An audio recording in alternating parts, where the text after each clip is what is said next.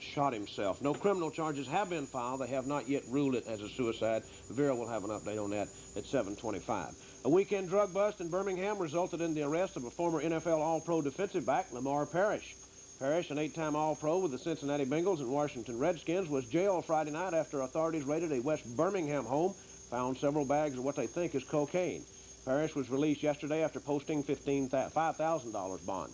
Also arrested, 39-year-old Emery Mike Howard and a Florida woman, Jackie Alston. Howard was released on $25,000 bond. Ms. Alston remains in the Jefferson County Jail.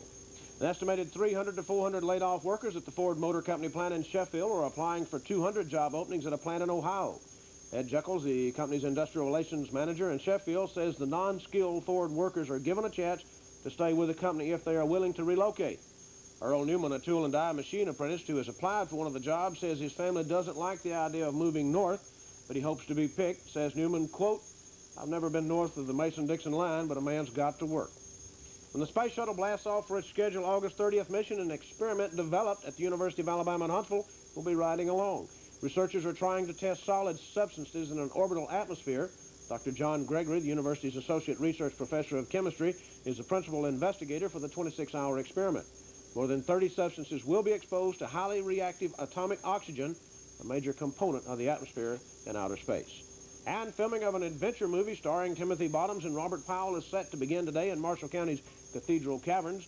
The movie, Phantom of the Lost Caverns, is a tale of an adventurer who sets off to find a group of missing Army technicians, but instead comes upon a lost civilization. Most of the filming takes place in Alabama and Tennessee. The movie is scheduled to be released early next year. I think our own B.J. Cooley is going to be in the movie. What I can't understand is why that they pick Alabama to get all of these lost tribes and things like that and resurrect them from caves. We're not just cave people down here. We certainly are not. I do not understand that. Maybe because Cathedral Caverns has such a large cave. I can understand why Billy Joe Cooley's been in both of them. Yeah, but he's been lost forever. So Hal Sutton held on to win the 65th PGA yesterday.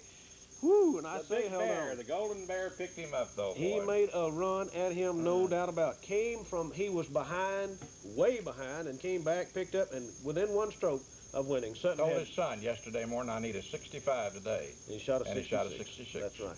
Got very close. I kind of wish that he'd have won it. I was pulling for the big man. And the Giants won the Battle of the Meadowlands. They beat the Jets yesterday, 23-17.